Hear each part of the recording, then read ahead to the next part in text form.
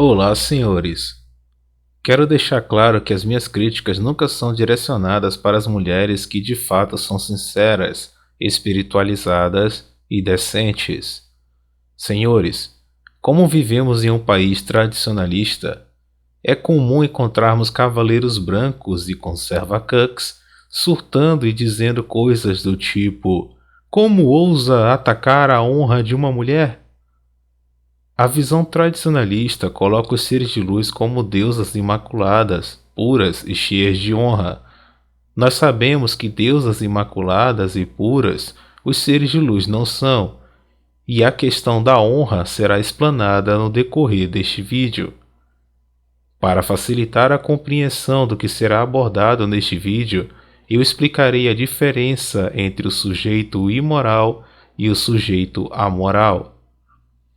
Primeiramente, precisamos entender o que é moral. Moral é o que está dentro ou de acordo com os bons costumes e regras de conduta, conjunto de regras de conduta proposto por uma determinada doutrina ou inerente a uma determinada condição. O sujeito imoral é aquele que contraria, de forma consciente, o que foi exposto anteriormente a respeito da moral. Quando há falta de pudor, quando há indecência, há falta de moral, ou seja, há imoralidade. Já o sujeito amoral é aquele que não tem senso do que seja moral, ética. A questão moral para este indivíduo é desconhecida, estranha e, portanto, não leva em consideração preceitos morais. Agora que você já sabe as diferenças entre a amoralidade e a imoralidade, podemos continuar com o assunto. Segundo Esther Vilar, o ser de luz não compreende a honra do homem, pois a honra é fruto do trabalho. Ela diz que é justamente a honra masculina que o escraviza, e que o fato de o ser de luz não a entender é o que o torna explorador. Ela também faz uma comparação com um duelo de faroeste, onde dois homens decidem que vão contar até 3, se afastarem em direções opostas e só então vão começar a atirar um no outro, e que vença o melhor. Mas um dos homens conta apenas até 2 e já começa a atirar. O outro, que decidiu respeitar a honra e a moral do faroeste, foi morto traiçoeiramente. Nessa situação, vemos que a moral é um elemento extremamente forte no ser humano, pois o leva a fazer uma coisa que o seu instinto não quer. A moral é uma transcendência e só existe no mundo do sacrifício e do trabalho. Quem não tem moral leva vantagem na nossa sociedade, pois pode se aproveitar daqueles que a possuem. Assim, se um trabalhador pode devolver o troco passado errado, o mesmo é impossível ao banqueiro, pois a natureza da burguesia é a imoralidade. Veremos como isso ocorre entre homens e os seres de luz. A moral é masculina, pois é muito cobrada dos homens pela sociedade e é algo que também envolve filosofia, espiritualidade, honra, julgamento justo e etc. E essas coisas são muito mais debatidas e praticadas pelos homens. Em relação aos relacionamentos entre os sexos, socialmente falando, é o homem quem precisa controlar os seus desejos, já que ele não pode exigir do ser de luz aquilo que ele quer. Então, o extremo controle do desejo é masculino. Já os seres de luz podem ser irresponsáveis, exercerem e exporem a sua sexualidade tranquilamente. Eles não sofrem a repressão sexual que os homens sofrem. Isso é fato. O ser de luz não precisa pedir ao homem para que transem, ele só precisa demonstrar o interesse. Já o homem, em especial o marido, é preciso que ele faça uma persuasão, que ele agrade e valide o ego de sua esposa. Ele precisa externar seus desejos de sexo e esperar a boa vontade de sua digníssima. O mesmo se dá com o trabalho. Para o homem, isso é uma obrigação. Por isso, em muitos casos, não existe a possibilidade de mudar de emprego, caso ele não goste. Ele precisa se submeter ao trabalho, pois só tem valor se trabalhar e principalmente se estiver servindo ao feminino. Em muitos casos, os trabalhadores braçais nas empresas são os últimos a terem refeições, pois os patrões sabem que o desejo de alimento é canalizado para o trabalho. Se ele pensa na fome, será dominado por ela. Então, ele se concentra no seu trabalho e aumenta sua produtividade. É um ganho enorme para o patrão. O trabalhador reprime o desejo de beber água, de conversar com alguém, de ver o filho, de olhar a luz do dia e etc. A vida dele é repressão dos desejos. Em outras palavras, ele possui um espírito desenvolvido, uma moral bem elaborada. Ele precisa ter disciplina, ele precisa ter honra para se manter no emprego. O trabalhador é explorado pelo patrão e, ao sair da empresa, pelo comerciante, depois pelo mendigo que lhe pede esmolas, depois pela sua esposa e seus filhos. Ele carrega o mundo nas costas. Essa é a realidade de muitos homens no nosso país. A relação homem e ser de luz se dá de forma desigual, pois o homem está preso a uma série de regras sociais que o impedem que utilize vários argumentos para se defender. É um equívoco dizer que o homem produziu a moral que o oprime por vontade própria. Ele foi entendendo essa necessidade aos poucos durante o matriarcado e precisou levá-las ao patriarcado para dar uma certa ordem para a sociedade. Durante o matriarcado, o homem passou por muita violência física por parte das matriarcas, incluindo castração e sacrifícios com a vida. O homem nunca conseguiu assumir para si mesmo a sua inferioridade e servidão ao feminino. Por isso, ele criou um sentido para sua exploração, o auto-sacrifício. Ele se esforçou para entender que não fazia isso apenas pelos seres de luz, mas pelas crianças e pelos seus companheiros do mesmo sexo, ou seja, fazia pelo grupo. Assim, ele foi dando sentido à sua escravidão e foi aprendendo a suportá-la, criando o código de moral que transformava o seu lado escravo e suicida em algo moralmente aceitável. Aquela famosa frase muito ensinada para casos de emergência, mulheres e crianças primeiro, demonstra o quão apegado o homem está à sua descartabilidade, e ele fez dela um código de moral. Já no caso dos seres de luz, a falta de moral é tão grande que eles dificilmente assumem que erram. Não há um pensamento coletivo de fazerem algo pelos outros, em especial pelos homens. Os seres de luz sempre estiveram mais preocupados em terem as suas necessidades atendidas do que com a necessidade dos outros, em especial a dos homens. Os seres de luz não se sentem pecadores e sempre transferem a culpa de seus erros aos outros, em especial aos homens.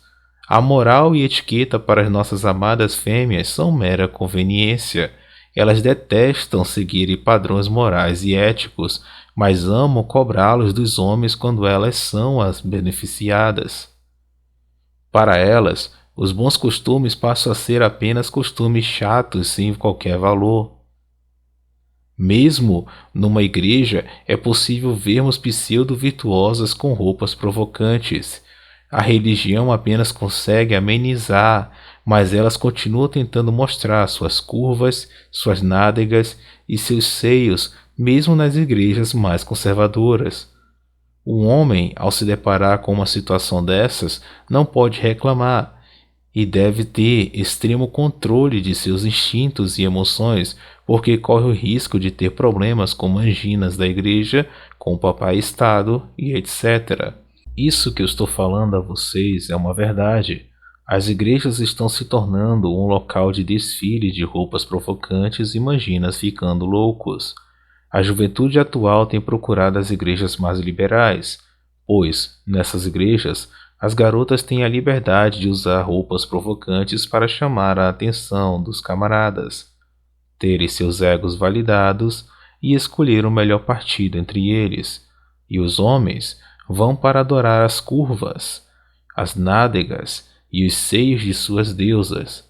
Enfim, poucas pessoas vão às igrejas para adorarem a Deus. Os seres de luz mais velhos procuram mais as igrejas mais conservadoras porque não podem fazer o uso de seu corpo para obterem vantagens. Senhores, entendo que a moral se desenvolveu ainda no matriarcado sobre a repressão da libido masculina. É do liberalismo feminino trazido pelo matriarcado que vão nascer as regras claras e uma moral definida. Quando a sociedade passa a ter uma moral, dá-se um nome equivocado de patriarcado. Essa amoralidade feminina vem da própria natureza biológica dos seres de luz. Nossas amadas fêmeas não têm um pensamento nato de bons valores, pois isso atrapalharia a sobrevivência delas. Biologicamente falando, elas têm o objetivo de buscar a melhor proteção e provisão masculina e os melhores genes masculinos. É por elas serem amorais por natureza e por optarem por serem também imorais, passando por usar e abusar de seus corpos para seduzirem os homens que elas conseguiram, conseguem e sempre vão conseguir cumprir com seu objetivo biológico e ainda conseguem muitos mais benefícios dos homens. Em muitos eventos antigos, assim como nos mais recentes, como por exemplo a Segunda Guerra Mundial, quando a França foi ocupada pelos alemães, nossas amadas fêmeas francesas se auto-voluntariaram para serem marmitas dos invasores e muitas ainda chegaram até mesmo a cooperar com eles em muitos aspectos. Essa atitude não é nova. Desde os primórdios da humanidade, nossas deliciosas fêmeas usam o sexo como moeda de troca, principalmente como um meio de preservar suas vidas e traem seus maridos, seus pais, seus filhos, seus amigos, seu país e etc. Tudo pela própria sobrevivência, conveniência, vingança e etc. Entendo que eu estou excluindo dessa análise os seres de luz virtuosos que são boas esposas, boas mães, boas filhas e etc. Mas não se engane de que eles são imunes ao que estou falando. A imoralidade é uma tendência natural do feminino. Quem ensina os valores morais é a figura paterna, e quando ela é inexistente ou um enfeite, tem grandes chances do menino e da menina se tornarem pessoas imorais. Eu vejo muitos homens se revoltando com o fato dos seres de luz serem amorais por natureza e imorais em situações, e isso é uma estupidez. O homem deve aceitar esse fato e saber lidar com ele. Os seres de luz continuam sendo os mesmos desde os primórdios da humanidade. O matriarcado apenas tira os freios dos desejos mais narcísicos dos seres divinos. Quem veio mudando no decorrer das eras foi o homem. Quem criou os códigos morais foi o homem. O gênero que se submeteu ao outro foi o masculino. Quem optou por reprimir os seus desejos, a sua sexualidade e até mesmo abrir mão de sua sobrevivência por causa de códigos morais foi o homem. O homem é o principal inimigo dele mesmo. Senhores, entendam que eu não estou incentivando vocês a serem pessoas imorais, pois isso trará vários malefícios a vocês mesmos. O que eu quero dizer é que há situações em que seguir códigos de moral mais atrapalhará do que facilitará as coisas, e tenho a certeza de que os seres de luz, que naturalmente são amorais, optarão pela imoralidade sempre que for conveniente ou muito necessário a eles. Para a sociedade atual, é imoral o homem desprezar um ser de luz, mas em muitos casos será necessário que o homem tenha frieza, desprezo e indiferença para com uma espertinha e assim evitar um oceano de problemas. Como podem ver, nem sempre a imoralidade será ruim. Basta ela ser aplicada na hora certa, da maneira certa e com um objetivo justo.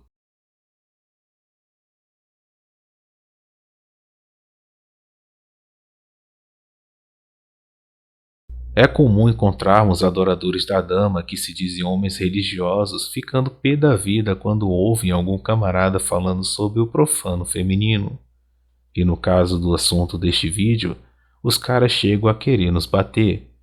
Eles não conseguem refletir sobre o que as escrituras sagradas dizem por simplesmente as usarem como enfeite. Perguntas como: o porquê que Deus designou o homem para ser o cabeça do ser de luz?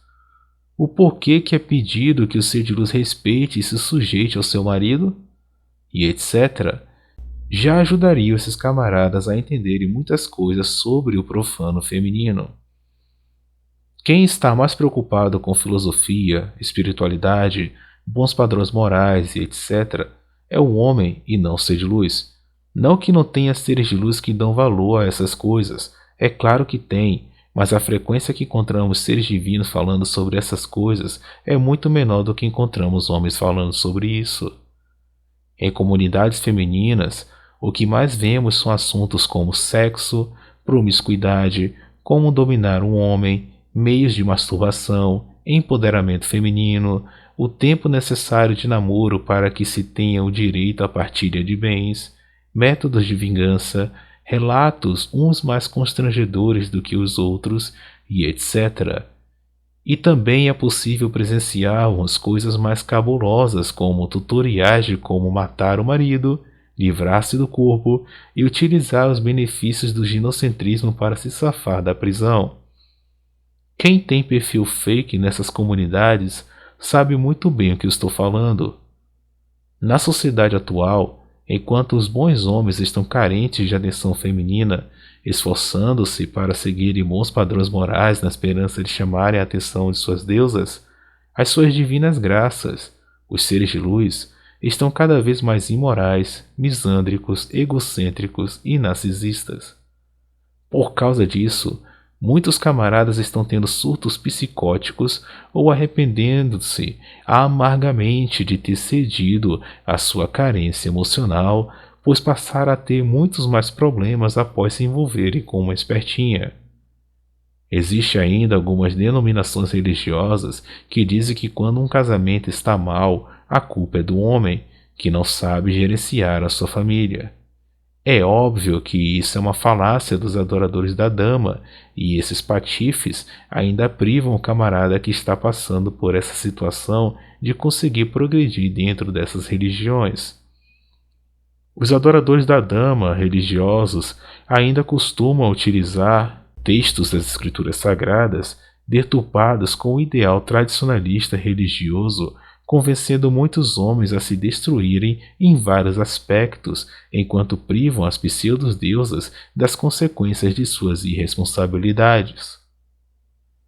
É claro que tem homens que são um zero à esquerda quando se trata de cumprirem seus papéis de pais e maridos, mas isso não retira a brutal realidade de que há um total incentivo da sociedade para que o marido seja corno, desrespeitado e seja visto como um vilão, enquanto ele é ensinado a servir as pseudo-deusas, desde protetor e provedor a psicólogo ou psiquiatra. Se gostaram do conteúdo de hoje, não deixem de se inscrever no canal, curtam e compartilhem, mas apenas com pessoas de mente aberta, e até a próxima, senhores.